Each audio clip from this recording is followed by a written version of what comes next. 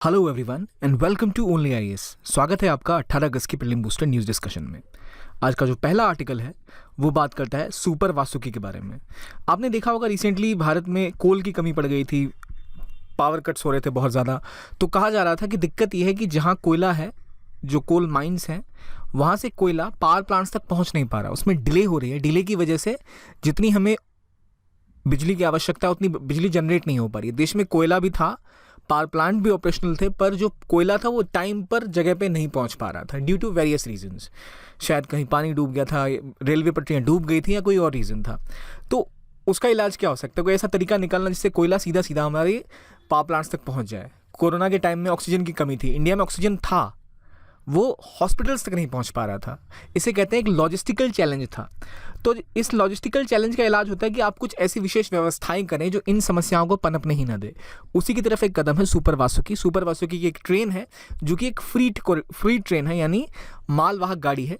इसकी खास बात यह है कि जब ये हमने 15वां अपना ये 75वां सालगिरह मंगाया ना आज़ादी का, उसमें ये 3.5 किलोमीटर लंबी फ्रीट की ट्रेन थी जिसका नाम था सुपर वासुकी, जिसमें 295 वैगन्स थे ये गए, जो कि 27,000 टन तक का कोयला लेके गई है। तो ये आज तक की सबसे लंबी और हैवीएस्ट फ्री ट्रेन है इंडिया की। इसको स्टेशन क्रॉस करने में 4 मिनट लगते हैं, इतनी लंबी ट्रेन है। 5 रैक्स को जोड़ के इसको बनाया गया है। इसकी यूटिलिटी क्या हो सकती है कि जब ऐसी ज़रूरत पड़े, जब हमें बहुत सारा कोई सामान तुरंत पहुंचाना हो, बहुत सारा वॉल्यूम में पहुंचाना हो, तो ये उसको आसानी से पूरा कर सकता है। जब पीक सीज़न आएगा, जब गर्मियों का सीज़न आता है, जब बहुत ज़्यादा कोयले की डिमांड होती है पावर प्लांट्स में, तब ये उसको बहुत जल्दी पहुँचा पाएगा। तो इस शॉर्टेज को दूर करने के लिए सुपर वासुकी की शुरुआत की गई है, जो 3000 मेगावाट के पावर प्लांट को पूरे एक दिन तक चला सकता है। इतना कोयला वो अपने साथ कैरी कर सकता है। हमारे लिए क्या इंपॉर्टेंट है, सुपर वासुकी क्या है, इसकी क्या रेलेवेंस हो सकती है, इतना जानना, ठीक है। और कितने फ्रीट कोड्स जोड़े गए हैं, कितनी लंबी ट्रेन है, ये शायद ही आपसे पूछ पाए, पर 3.5 किलोमीटर लंबी है, नॉलेज के लिए सही है।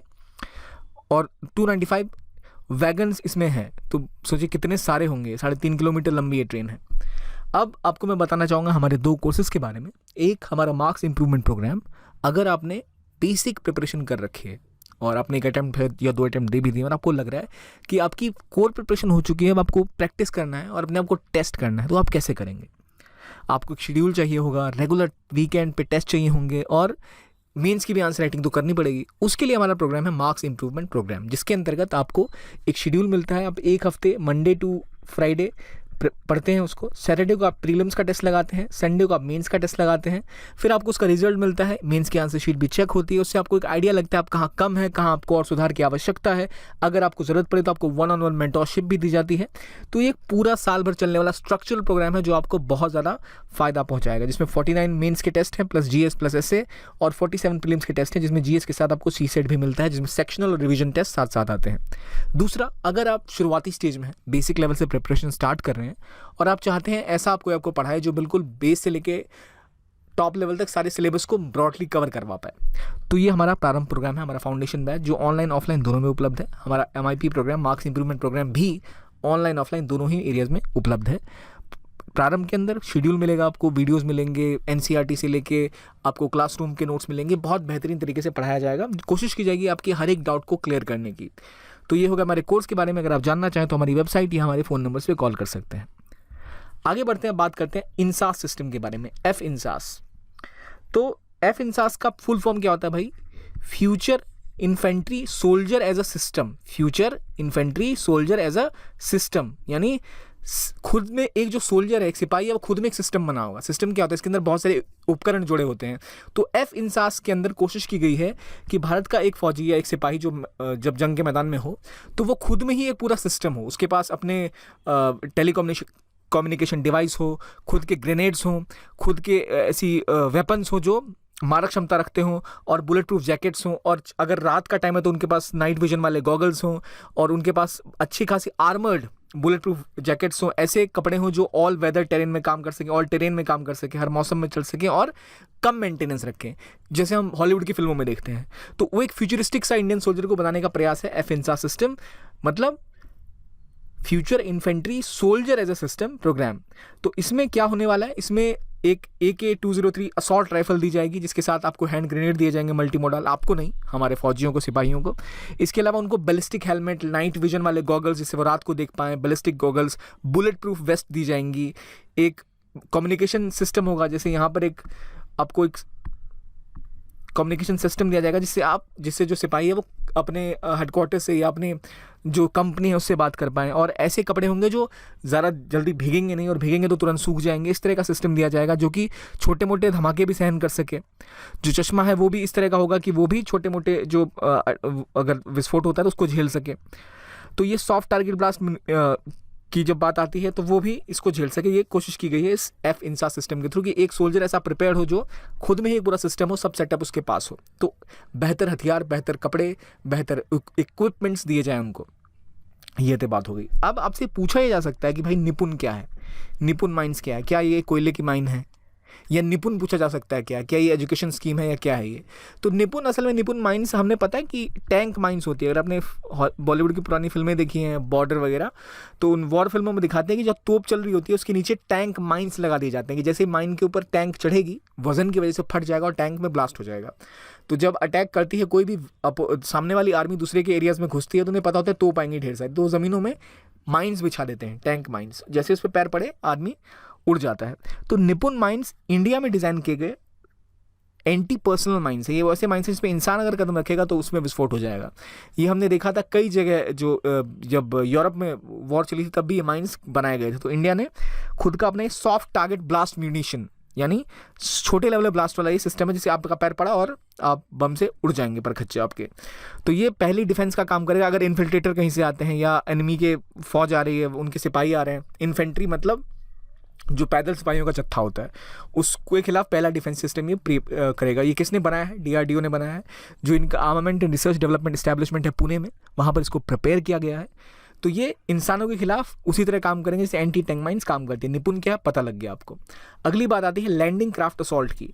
लैंडिंग क्राफ्ट असॉल्ट जैसे अभी देख रहे हैं आप, इंडिया के कुछ लेक्स में भी काम होते हैं। हमें पता है शिप्स चलते हैं समुद्र में या बड़ी बड़ी नदियों में, लेकिन कुछ ऐसी वाटर बॉडीज़ होती हैं जो ज़्यादा डेप्थ नहीं होती उनमें, पर इतनी होती है कि कोई एक उनके ऊपर कोई एक व्हीकल चल पाए। तो वैसे जैसे आपने देखा है पेंगोंग सो लेक जो थी चाइना के साथ, जहाँ बहुत सारा विवाद चला, वहाँ पर इंडिया ऑलरेडी अपने जो क्राफ्ट्स रन करता था, जो बोट्स रन करता था, वो उतने एफिशिएंट नहीं थे। तो उनको रिप्लेस करने के लिए लैंडिंग क्राफ्ट असॉल्ट बनाया गया है, जो कि एक्वेरिस शिपयार्ड लिमिटेड ने, गोवा की जो कंपनी है, स्वदेश में निर्मित किया है, जिसमें बेहतर स्पीड है, ज़्यादा कैपेसिटी है। तो ईस्टर्न लद्दाख के इलाकों में जो ऑपरेशन चल रहे हैं नेवी के, वहाँ ढंग से ऑपरेट कर सके। तो ये कहाँ काम करेगा? जो लेक्स वगैरह हैं, जो वाटर बॉडीज़ हैं, उनमें ये इस्तेमाल की जाएगी लैंडिंग क्राफ्ट असॉल्ट। ठीक है, हमें पता लग गया F-INSAS क्या है, हमें पता लग गया ये लैंडिंग क्राफ्ट असॉल्ट क्या होता है, निपुण माइंस क्या होती है आपको पता लग गया। ये देखिए F-INSAS सिस्टम। अभी हमारा सोल्जर एक ऐसा दिखता है, भविष्य में ऐसा दिखेगा कि आप इन्फॉर्मेशन हो, थर्मल सेंसर की बात आ गई, bullet proof jackets, bullet proof helmet, night goggles, ये सारी चीज़ें दी जाएंगी। ये होता है F-INSAS। तो वाटर बॉटल के भी स्पेस होगा, ग्रेनेड लगे होंगे, आपके पास एक पाम टॉप होगा जिसमें GPS चल रहा होगा, लोकेशन मिल जाएगी, मैगजीन में इलेक्ट्रॉनिक जैकेट होगा ताकि आपको ज़्यादा बेहतर तरीके से आप प्रिसाइसली उसको क्लाइमेट के हिसाब से ठंडा भी कर पाएँ और जब ज़रूरत पड़े बेहतर निशाना भी लगा पाएँ। तो ये सारी सुविधाएं अब फ्यूचर सोल्जर में दी जाएगी F-INSAS के अंतर्गत, जो कि 2005 में प्लान किया गया था बनाने के लिए। नॉन इन्फ्लेमेबल, जिसमें जल्दी आग नहीं लगती, बुलेट प्रूफ जैकेट्स भी दिए जाएंगे, जो इसका प्रमुख एक चीज़ है। ये बात हो गई F-INSAS की। आगे बात करते हैं नीरीगुली पैडी की। नीरीगुली पैडी मतलब धान की एक वैरायटी है। इस वैरायटी की खास बात यह है कि ये वैरायटी बाढ़ में भी, जब फ्लड आया होता है, खेतों में पानी लगा होता है, तब भी ये धान की फसल अच्छा आउटपुट देती है। Flood resistant variety of paddy है नीरीगुली। नीरीगुली कुछ गांव में साइदार, कनाले और हिरनौल जो ग्राम पंचायत है वहाँ पर ये ग्रो किया गया। तो इसमें होता है कि अगर आप 15 बैग आपको हो सकता है नीरीगुली वैरायटी यील्ड जो होती है वो लगभग 60 kg पर एकड़ आपको आउटपुट देती है। हालांकि बाकी धान की फसलों के मुकाबले कम आउटपुट है, लेकिन बाढ़ में जब पानी भर जाता है खेतों में और आधी मान के चलिए धान की खड़ी फसलें जो है पानी में डूबी हुई हैं, तब भी ये उसको सस्टेन कर जाते हैं। नॉर्मली ऐसा होता है जो सस्टेन करने वाले होते हैं वो सस्टेन करते हैं, पानी खत्म होते ही वो गिर जाते हैं। इन धान की फसलों की खासियत यह है कि जब बाढ़ का पानी हटता है तब ये और बढ़ जाते हैं, तो सस्टेन खुद को कर पाते हैं। तो आप कहेंगे भाई यील्ड तो कम हो रही है, तो क्या फ़ायदा इस वैरायटी का? देखिए इसका फ़ायदा ये है कि जब बाढ़ आती है तो जो खड़ी फसलें होती हैं धान की पूरी तबाह हो जाती हैं। तो आपको कम यील्ड मिलेगी पर आपको सिक्योरिटी तो रहेगी, बाढ़ भी आ गई तो चलो कम से कम इतना यील्ड तो पक्का रहा। तो इसलिए ये बात की जाती है। और ख़ास बात इसकी क्वालिटी कभी नहीं गिरती है, चाहे कितना भी पानी हो। और ये बांग्लादेश, आंध्र प्रदेश में वैरायटी ग्रो की जाती है। तो अब हालांकि जो केमिकल फर्टिलाइज़र बहुत ज़्यादा यूज़ होने लग गए हैं, इसके लिए ये भी अब केवल 25 दिन ही बाढ़ को झेल पाती है, वरना ये 40 दिन तक बाढ़ को झेल सकती थी। बाढ़ को झेलना मतलब खेत में पानी भरा पड़ा है, इनके आधा एरिया जो है वो पानी में डूबा हुआ है, फिर भी ये बहुत अच्छा टेस्ट और हेल्थ क्वेश्चन देते हैं और 40 दिन तक उसको झेल सकते हैं। तो अभी ये ऑर्गेनिकली ग्रो की जा रही है ट्रेडिशनल मेथड से केरला और गोवा में। केरला गोवा के अलावा जो 2 वैरायटी बताएगी, आंध्र प्रदेश और बांग्लादेश में भी ग्रो की जाती है, जहाँ पे प्रॉब्लम आ रही है कि वो जैसे मैंने बताया कि वो भी रेसिस्टेंट है, पर जब पानी खत्म होता है तो वो टूट के फसल गिर जाती है, तभी आपको उसका इस्तेमाल करना होता है या उसको काट लेना होता है। लेकिन ये फसल जो नेरेगुली की है, पानी हटने के बावजूद और ज़्यादा ग्रो करती है। बाढ़ में डूबा रहेगा 40 दिन तक, उसके बाद जब पानी हटेगा तब और ग्रोथ होती है गिरने के बजाय, लेकिन यील्ड थोड़ी, जो आउटपुट है वो धान का कम होता है। धान से चावल बनता है, जिनको नहीं पता उनको बता दो। अगला सवाल बात करता है पालन 1000 कैंपेन की। पालन मतलब बच्चों का पालन पोषण, उससे रिलेटेड है ये हेल्थ मिनिस्ट्री ने एक पालन 1000 नेशनल कैंपेन लॉन्च किया है, पेरेंटिंग ऐप, ताकि बच्चों की मोर्टेलिटी गिर सके। देखिए मोर्टेलिटी बढ़ी हुई इसलिए, कई तो जैसे बचपन में या जब शुरुआती स्तर होता है किसी शिशु का पैदा होने वाला, उसी समय उनकी मृत्यु हो जाती है, या कुछ समय देखभाल ढंग से नहीं हो पाती, या फिर कुछ उनको क्योंकि पेरेंटिंग ठीक से नहीं की जाती उनकी वजह से दिक्कत आ जाती है। तो उसको दूर करने के लिए ऐप फोकस किया गया है, जहाँ पर बच्चे की कॉग्निटिव डेवलपमेंट में फोकस किया जाए पहले 2 साल में, ताकि दिमागी रूप से और हर रूप से वो अच्छे से डेवलप हो पाए। इसके लिए जो भी पेरेंटल एडवाइस होगी, जो उनका ख्याल रख रहा है उसको दी जाए, कैसे बच्चों की डेली रूटीन होनी चाहिए, क्या उनके डाउट्स हैं वो सब क्लियर किए जाएंगे। तो इसमें पेरेंट्स के लिए, फैमिली के लिए, जो लोग भी बच्चों का ख्याल रख रहे हैं उन सब के लिए बढ़िया से कैंपेन रन की गई है, जो कि राष्ट्रीय बाल स्वास्थ्य कार्यक्रम के साथ जोड़ दी गई है। तो पालन 1000 कैंपेन किससे रिलेटेड है, क्या है ये? तो ये ऐप है जिसमें कोशिश की गई है कि जो केयर गिवर्स हैं बच्चों के 1 से 2 साल तक के, 0 से 2 साल तक के, उनको अच्छी खासी गाइडेंस दी जाए, उनको टिप्स दी जाए कैसे पेरेंटिंग की जाए। ठीक है, अगला आर्टिकल बात करता है मंथन प्लेटफॉर्म के बारे में। तो मंथन प्लेटफॉर्म है क्या? मंथन प्लेटफॉर्म असल में एक ऐसा प्लेटफॉर्म है जिसके थ्रू हम कोशिश कर रहे हैं कि इंडिया की बड़ी प्रॉब्लम सॉल्व करने की। इंडिया का प्रॉब्लम ये है कि इंडिया की जो साइंटिफिक कम्युनिटी है, जो रिसर्चर हैं, वो इंडस्ट्री के साथ मैच्ड अप नहीं है। इंडस्ट्री को रिक्वायरमेंट किसी और की है, हम लैब्स में काम कर रहे हैं, हमारी रिसर्चर्स कुछ और काम कर रहे हैं। तो ये कोशिश है जहाँ से इंडिया का साइंटिफिक मिशन को अलाइन किया जाए, एक ऐसा इकोसिस्टम बनाया जाए जहां साइंटिफिक रिसर्च और इंडस्ट्री साथ मिलकर काम कर पाएं। तो ऐसा प्लेटफॉर्म बनाया गया है। ये किसके अंतर्गत काम कर रहा है? NSEIT के अंदर। NSEIT क्या होती है भाई? नेशनल स्टॉक एक्सचेंज का ये कोलेब्रेशन के अंदर काम करेगा, ताकि देश को इनोवेटिव आइडियाज़ के थ्रू कैसे पब्लिक प्राइवेट पार्टिसिपेशन हो, अकेडमिया कैसे पार्टिसिपेट करे इंडस्ट्रीज़ के साथ, जो प्रॉब्लम्स को सॉल्व कैसे किया जाए रिसर्च के थ्रू, इन सब पे फोकस करेगी, ताकि नॉलेज ट्रांसफर हो। कोई रिसर्चर्स किसी एरिया में काम कर रहे हैं वो बता सकते हैं, अगर मान लीजिए इकोनॉमिक्स के एरिया में कुछ काम हो रहा है, बिहेवियरल इकोनॉमिक्स पे कुछ काम हो रहा है, जिससे पता लगता है कैसे लोगों के से सिगरेट छुड़वाई जा सकती है। तो वो रिसर्च में जो उनको पता लगा, वो अगर वो बता पाए किसी कंपनी को कि चलिए आप ये प्रोडक्ट बेचिए, इससे वो सिगरेट की जगह ये पीने लग जाएंगे या फिर ये खाने लग जाएंगे, इससे सिगरेट छूट जाएगी, तो उस रिसर्च का इस्तेमाल सीधा सीधा हो सकेगा सिगरेट छुड़ाने के लिए। तो वो एग्जाम्पल हम ऐसा डाल सकते हैं, इस तरह की चेंजेस आ सकते हैं। रोबोटिक्स का काम हो गया, AI का काम हो गया, जो इंडस्ट्री लैब्स में काम हो रहा है उसको कैसे बड़े आयाम पे लाया जाए, ये सभी काम हो सकते हैं। ये कोशिश है मंथन प्लेटफॉर्म की। ठीक है, 100% ये सब्सिडी है किसकी? NSIT, national stock exchange of India की, जो कि एक ग्लोबल टेक्नोलॉजी एंटरप्राइज है, जो कि digital data analytics, automation, cyber security, technology enabled services provide करती है। ठीक है, अगला आर्टिकल बात करता है कॉर्निया के बारे में। कॉर्निया क्या है भाई? तो हमारी एक आँख होती है, उसकी जो बाहरी सतह होती है उसे कॉर्निया कहते हैं। और स्वीडन में पहली बार साइंटिस्टों ने बायो इंजीनियर्ड जो कॉर्निया है वो इम्प्लांट ट्रांसप्लांट किया है, जो कि एक पिग्स के स्किन से बना है, सूअर की चमड़ी से बना हुआ एक कॉर्निया के ऊपर एक जो रिप्लेसमेंट है, बायो इंजीनियर्ड रिप्लेसमेंट वो की गई है। तो ये सबसे बाहरी सतह होती है और इसी से हम एडजस्ट करते हैं कितनी लाइट हमारी आंखों में आ रही है। ये कॉर्निया है बाहर के इलाकों में। ठीक है, तो अगर कॉर्निया डैमेज हो जाएगा तो लोग अंधे हो जाते हैं, उनकी वो देखने की क्षमता चली जाती है। और अभी दुनिया में लगभग 12.7 मिलियन लोग ब्लाइंड है बिकॉज ऑफ कॉर्निया डिफेक्ट। और कॉर्निया का ट्रांसप्लांटेशन, इसका डोनेशन बहुत कम होता है, लोग डोनेट नहीं कर पाते, बहुत मुश्किल होता है इसका मूवमेंट भी, लॉजिस्टिकल स्टोरेज डिफिकल्टी बहुत ज़्यादा होती है, तुरंत रिप्लेस करना होता है, सर्जिकल इक्विपमेंट जो चाहिए होते हैं इसके ट्रांसप्लांटेशन के लिए वो भी बहुत ही ज़्यादा मुश्किल है और काफ़ी ज़्यादा डेलिकेट होते हैं, इसलिए काफ़ी मुश्किल हो जाता है ये गरीब हो या मिडिल इनकम कंट्री के लिए। तो वहाँ अगर कुछ ऐसा हमने जैसे अभी डेवलप किया है स्वीडन में, तो ये रिसर्चर को एक नया मौका देगा जिससे वो बायो इंजीनियर्ड कोरोना इम्प्लांट्स बना पाएंगे। और ये ना सिर्फ ये सस्ता है जबकि ईजियर टू एक्सेस है, और इसमें ज़्यादा इन्वेसिव प्रोसेस भी नहीं है, ज़्यादा सर्जरी भी नहीं करनी पड़ती आँख पे, ईजिली ये बना के आप रिप्लेस कर सकते हैं, जिससे जिन लोगों की आंखों की रोशनी चली गई है वो वापस आ जाएगी। तो ये कॉर्निया की बात आ गई। अब कॉर्निया की जब हम बात करते हैं तो आइरिस कहाँ होता है, पुपिल क्या होता है, लेंस कहाँ होते हैं, रेटिना क्या होता है। रेटिना इनमें से क्या, ज़रा मुझे बताइए, 9th क्लास में हमने पढ़ा होगा साइंस में सबने। रेटिना क्या है, आइरिस क्या है, पीपिल क्या है। वैसे बाकी चीज़ें तो है ही, रेटिना पूछ रहा हूँ कहाँ पर रेटिना है, इस आँख में क्या छूट रहा है, क्या है रेटिना, वो बताइएगा मुझे ज़रा आप। एक बार आँख का डायग्राम देखिए आप, ठीक है। सबको निकट दृष्टि दोष और दूर दृष्टि दोष के बारे में पता होता है, क्या होता है निकट दृष्टि दोष, दूर दृष्टि दोष, आप मुझे कमेंट में बताइए। आगे बढ़ते हैं और अब बात करते हैं स्टीव फेनोमेना के बारे में। देखिए स्टीव फेनोमेना असल में strong thermal emission velocity enhancement को कहते हैं।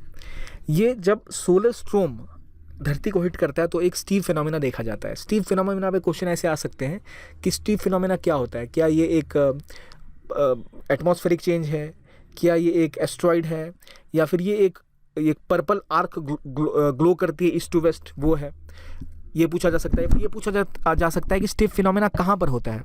जैसे ये इक्वेटर के पास होता है, क्लोजर टू इक्वेटर, और ऑरोरा काफ़ी फेमस है। तो ऑरोरा कहाँ होता है, क्या वो इक्वेटर के पास होता है या पोल्स के पास होता है, तो ज़्यादा पोल्स के पास होता है, ये ज़्यादा इक्वेटर के पास होता है स्टीव फिनोमेना। क्या है स्टीव फिनोमेना देखिए सूरज की बाहरी परत जिसके आसपास बहुत सारी धीरे धीरे चीज़ें बाहर निकलती रहती हैं, आउटबर्स्ट, और सन का जो कोरोना होता है वो उसका बाहरी सतह होती है। जो अगर आप सन मान लें तो इसकी जो आउटर मोस्ट लेयर होगी, क्योंकि गैस का गोला है, ये सबसे बाहरी सतह जो होती है ना उसे कोरोना कहते हैं। और इस कोरोना मतलब वो कोरोना नहीं जो हम कोरोना से पीड़ित हैं, ये दूसरा कोरोना है जो सूरज की बाहरी सतह है। इससे कई सारे आउटबर्स्ट, कई सारे सोलर स्टॉर्म आते हैं, जब वो अपने साथ साथ वो जो चीज़ें हैं वो साथ लेके धरती के वातावरण के पास से गुजरते हैं, एटमॉस्फेयर के पास से, फिर उसमें एंटर भी कर जाते हैं, तो उसे कहते हैं सोलर स्टॉर्म। तो जब ये स्टॉर्म आता है तो इस तरह का एक ग्लो हमें आर्क सा दिखता है, इसे हम कहते हैं Steve phenomena, strong thermal emission velocity enhancement. ये सोलर स्टॉर्म जब हिट करता है अर्थ को तब देखने को मिलता है। तो ये कहाँ देखा गया, न्यूजीलैंड में, कनाडा में, अलास्का में, यूएस में और यूके में अक्टूबर से फरवरी के बीच में देखा गया। और ये काफ़ी डिफरेंट है ऑरोरा बोरियलिस से। ऑरोरा बोरियलिस आपको जो अर्थ का मैग्नेटोस्फेयर है, जो एक धरती है, धरती के आसपास चुंबकीय क्षेत्र जो होता है, उस चुंबकीय क्षेत्र में सोलर विंड जब आती है उसके कारण जो बदलाव होता है उसके डिस्ट्रीब्यूशन में, उसकी वजह से आपको एक लाइट की ऐसी किरणें दिखाई देती हैं आगे पीछे होते हुए, उसे कहते हैं ऑरोरा बोरियलिस। ये डिस्टर्बेंस होते हैं क्योंकि स्पीड ऑफ सोलर लाइट बहुत बढ़ जाती है, क्योंकि जो कोरोनल मास इजेक्शन, जैसे कहा ना कोरोना के थ्रू मास इजेक्शन होता है। कौन सा कोरोना भाई सूरज वाला कोरोना, आउटर मोस्ट लेयर पे जो बहुत ही ज़्यादा गर्म होता है, 20,000 फ़ारेनहाइट तक होता है। ये 20,000 क्या 2 मिलियन डिग्री फ़ारेनहाइट तक होता है। 2 मिलियन डिग्री फ़ारेनहाइट अब वेरी वेरी हॉट, जो सबसे हॉटेस्ट पार्ट होता है वो है ये एक तरह से। और वो जब उससे जो मास वहाँ से निकलता है, वो जब इजेक्शन धरती पे आता है तो उसकी वजह से जो बदलाव होते हैं, तो जो हम लाइट का शो एक तरह का दिखता है अंतरिक्ष में या फिर आसमान में, उसे हम कहते हैं ऑरोरा बोरियलिस। ये मैग्नेटोस्फेयर में बदलाव की वजह से होता है। जबकि स्टीव फेनोमेना क्यों हो रहा है, स्टीव फेनोमेना हो रहा है क्योंकि क्या हो रहा है कि एक आपका कोरोना की वजह से, जो बाहर का कोरोना है उसका स्टॉर्म जब हिट करता है धरती को तब ये होता है। जबकि यहाँ पर जो सोलर मास इजेक्शन हो रहा है उसकी वजह से धरती के मैग्नेटोस्फेयर में जब बदलाव होता है तब हम देखते हैं ऑरोरा बोरियलिस। ऑरोरा बोरियलिस एक नॉर्मल फेनोमेना है और ये थोड़ा कम देखने को मिलता है स्टीव फेनोमेना। तो स्टीव फेनोमेना कौन सा इक्वेटर के पास होता है, तो स्टीव फेनोमेना इक्वेटर के पास होता है। ज़्यादा कॉम्प्लेक्स नहीं करूँगा, मैं फिर क्लियर करता हूँ। कोरोना के कारण जब मास इजेक्शंस होते हैं तब जो भारत धरती के मैग्नेटोस्फेयर में बदलाव होता है उसे हम कहते हैं ऑरोरा बोरियलिस। और जब इसकी मूवमेंट की वजह से एक सोलर स्ट्रोम हिट करता है अर्थ को, तब जो बदलाव हमें अंतरिक्ष में थोड़ा बहुत लाइट का चेंज देखने को मिलता है उसे हम कहते हैं स्टीव फेनोमेना। ठीक है, strong thermal emission velocity enhancement, दोनों को आपने समझ लिया, ये इक्वेटर के ज़्यादा पास होता है। ठीक है, दोनों दिखते थोड़े से एक जैसे हैं लेकिन फ़र्क है, स्टीव फेनोमेना इक्वेटर के पास होता है और स्टीव फेनोमेना लाइट से बना हुआ है। तो ये हो गई इसकी बात। अगला आर्टिकल है थुइसाइडिस ट्रैप के बारे में। बार बार आप इसको आईआर के आर्टिकल्स में पढ़ रहे होंगे। थुइसाइडिस ट्रैप भी कहते हैं कुछ लोग, थुइसाइडिस ट्रैप भी कहते हैं। थुइसाइडिस असल में एक पुराने फिलोसोफर रहे थे जब एथेंस और स्पार्टा का समय हुआ करता था उस टाइम में। उन्होंने कहा था कि जैसे जैसे एथेंस खड़ा होगा, उनके जैसे उनका उत्थान होगा, तो जो वहाँ पर स्पार्टा का ग्रुप है जो ऑलरेडी एक साम्राज्य था स्ट्रॉन्ग, उसके अंदर भय की स्थिति पैदा होगी, क्योंकि वो दिख रहा है एक नई उभरती हुई शक्ति। जब भी कोई एक शक्ति है वो दिख रही है नई उभरती हुई शक्ति, उसको लगता है कि ये उसके वर्चस्व को हिला देगी, इस वजह से वॉर होनी तय होती है। तो इसे थुइसाइडस ट्रैप कहते हैं कि जब भी एक पावर है और दूसरी इमर्जिंग पावर खड़ी होती है तो वो जो एग्जिस्टिंग पावर है उसको हमेशा डर लगता है, और वो उसके जो हेजेमॉन वाली सिचुएशन है, हेजेमॉन मतलब जो उसका वर्चस्व है उस इलाके में, जो वो चाहे वो जो लोगों से करवा सकता है छोटे मोटे देशों से, बाकी देशों से, उस स्थिति को बदलाव करने की कैपेसिटी रखता है। इसलिए बड़ी पावर को हमेशा डर लगता है जब कोई नई पावर उभर रही होती है, और इसे कहते हैं थुइसाइडस ट्रैप। जैसे अभी हमने देखने को मिला, जब चाइना राइज कर रहा है तो अमेरिका को लगातार लग रहा है कि ये हमारे खिलाफ काम करेगा। इसी को लेकर एक कोट आया था पहले, बहुत पुराना, जी जिनपिंग जो चाइना के प्रेसिडेंट है उनका, कि हम सबको काम करना चाहिए, हम थुइसाइडस ट्रैप के डिस्ट्रक्टिव टेंशन में ना फंसे, इमर्जिंग पावर, एस्टेब्लिश पावर डरे ना एक दूसरे से, मिलकर साथ में काम करें। हालांकि कहने की बातें हैं, क्या कर रहे हैं वो सबको पता है, पर थुइसाइडस ट्रैप है क्या है ये आपको पता लग गया। ये कोई बायोलॉजिकल फिजिकल ट्रैप नहीं, फिजिक्स से कोई ट्रैप नहीं है, कोई मछली मारने की या किसी हिरण को फंसाने का ट्रैप है। असल में ये दो विश्व में जब शक्तियाँ बढ़ती हैं उनके बारे में, एक स्थायित्व शक्ति, पावरफुल कंट्री जब वो देखती है एक और नई पावर उभर रही है तो उनको हमेशा लगता है उनके वर्चस्व को खतरा है, जिसे कहते हैं थुइसाइडस ट्रैप, और ये ट्रैप ले जाता है उन्हें जंग की ओर, एक दूसरे के खिलाफ, हमेशा डर की ओर। और ये एक पोटेंशियल कॉन्फ्लिक्ट को दिखाने के लिए बताया जाता है जो अभी चाइना और यूएस में हो रहा है, हो सकता है भविष्य में और ज़्यादा, अभी तो ताइवान को लेकर हो रहा है। अब बात आई रिविजन की। सुपर वासुकी क्या है? इंडिया की लॉन्गेस्ट और हैवीएस्ट फ्री ट्रेन। मंथन प्लेटफॉर्म क्या है? प्लेटफॉर्म को पावर किया हुआ एनएससीआईटी ने। पालन 1000 कैंपेन क्या है? Aims to create awareness on environmental issues. Cornea, damage to the cornea is one of the leading cause of blindness. STEVE phenomena, disturbance in earth's magnetosphere due to solar wind. इनमें से कितने सही हैं और कितने गलत किए हैं? आपने सही सही बताइए मुझे, आंसर लिखे ही हुए हैं। आई होप आपने सारे सही किए होंगे। अगर आपको और पीडीएफ चाहिए या और डिटेल में मटेरियल चाहिए तो हमारे आप चैनल को ज्वाइन कर सकते हैं @onlyis, नथिंग एल्स। तो इस वीडियो के लिए इतना ही। देखने के लिए बहुत बहुत धन्यवाद। Thank you very much and keep on watching only IAS.